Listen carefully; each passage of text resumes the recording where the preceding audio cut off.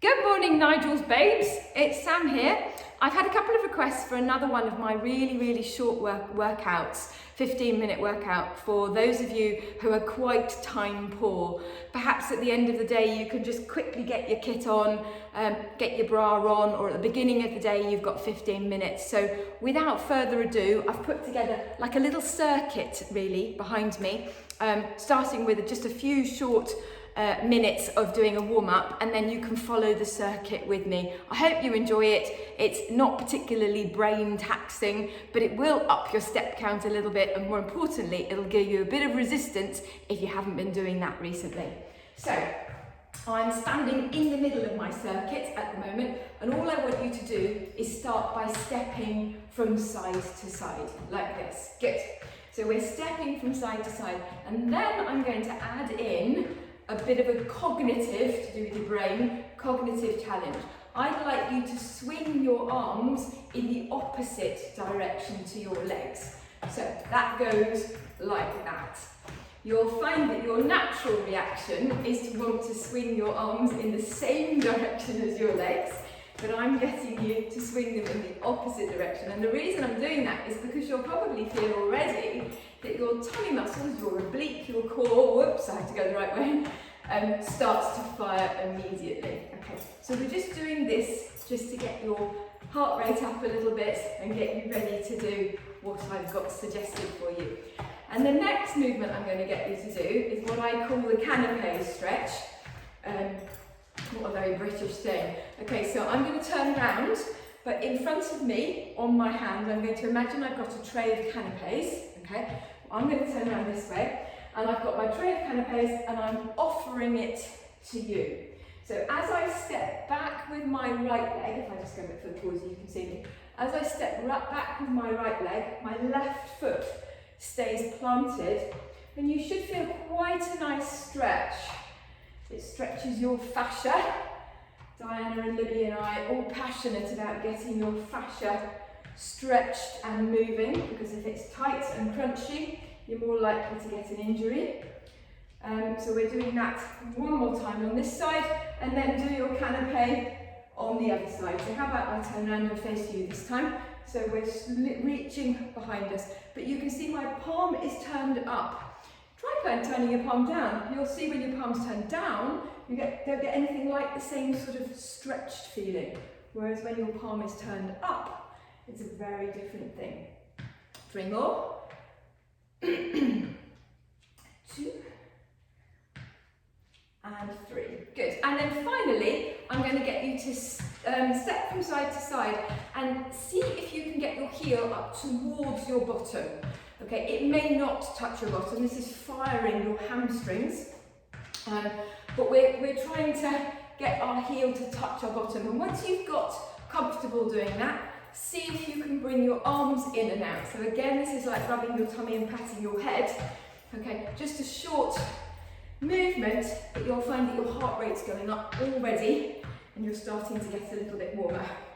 4, 3, 2, and 1. Well done. Okay, so here's my tiny little circuit, and as I say, it is tiny, but it will challenge you for the 10 tiny minutes that you're going to be doing it. Okay, I've got a mat on one side of me, and it's not very far away, and I've got a weight, this blue weight here, on the other side of me, and again, it's not very far away. Okay, your weight could be a shopping bag full of something, a rucksack which you've got some potatoes or something in, so that it's something you're going to lift up, and your mat you don't have to have, you could just have carpet.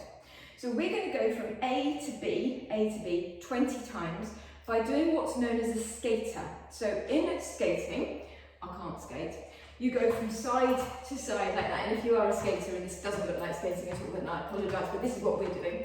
We're going to go side to side, and you can see I've put just a little bit of a jump in that, not very much. If you don't want to jump because you have issues when you jump that give you pain, or perhaps you're a bit worried about your pelvic floor, then you can step it from side to side. But can you see the blue line behind me? You can see that my head is just about halfway along that blue line. If my head goes up like that and my legs are straighter, my quads aren't working very much.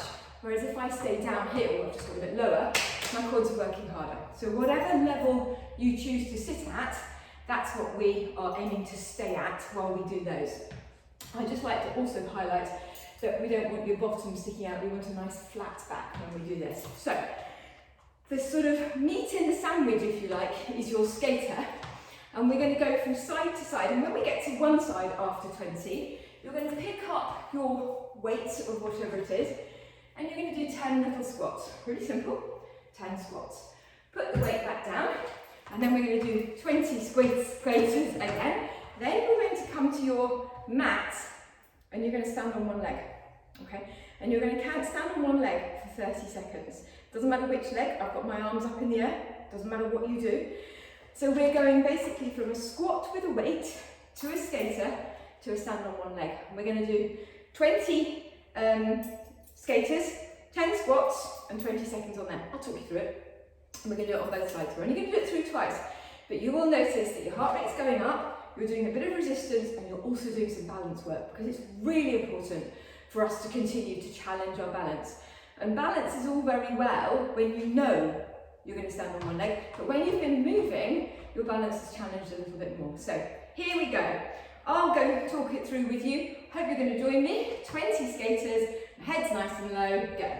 1, 2, 3, 4, 5, 6, 7, 8, 9, 10, 11, 12, 13, 14, 15, 16, 17, 18, 19 and 20. Okay, so here I go to my weight, pop it in my hands, elbows nice and close, and I'm coming down into a squat. And I'm going to do 10 of these.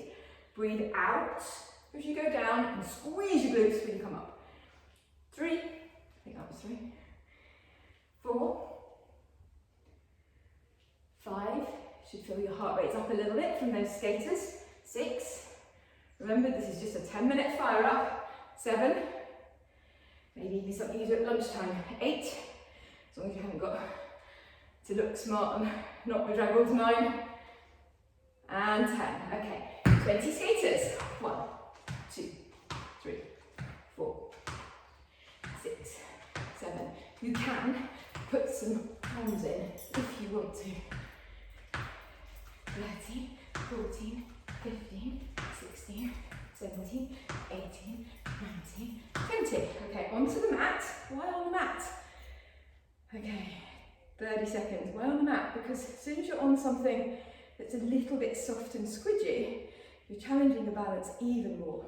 If you can't balance on one leg, just put a toe down, tiny bit of toe, just enough to give you that little tiny bit of support, or perhaps one finger on the back of a chair, and you can keep taking it on and off. But balance, really important. There we go. 5, 4, 3, 2, 1. Lovely. Okay, let's repeat that. So, 20 skaters. Nice and simple. Just enough to get your glutes moving if you've been sitting down all morning at a desk, or you haven't done anything all week and you're thinking, I really ought to do something, but I can't face the thought of 30 minutes. Is that 19 and 20? Good. Okay, back to your squats. I've got my weight in my hands, elbows nice and close. Remember, breathe out as you go down, deep breath in, breathe out, and 1. There we go. 2, 3. We're watching that your knees are going forwards and they're not rolling in and out. That's a whole other story. 5, 6, 7, 8, there's 9, 1 more, and 10. Good. Okay, last skater. Are you with me? 1, 2. Remember, you can step it if you want to, not a problem. 5, 6, 7, 8, 9, 10, 11, 12, 13, 14, 15, 16, 17, 18, 19, 20. Phew. Right, stand on the other leg. Remember, I think I was standing on my left leg, I'm now going to stand on my right leg. Yeah, remember to go onto the other leg so that you're challenging your balance on both legs. And don't sit down on your hip. Pull yourself up. We In my studio when I'm teaching, sometimes we talk about this sort of stroppy teenage look, you know, that, oh, I really don't want to. Pull yourself up nice and tall. Then this buttock is going to get really strong. And we all want a strong buttock. 5, 4, 3, 2, 1, and rest. Well done. There you go. What are we? 10 minutes, spot on. Gosh, that's amazing for me. I nearly always get it wrong. But there you go. Short little workout, something you can do. Bit of heart rate raising, nice bit of stretching, a little bit of resistance. It's something is always better than nothing, isn't it? So I hope you enjoyed that, and I'll be back with another workout very soon. Have a good day, everybody. Bye.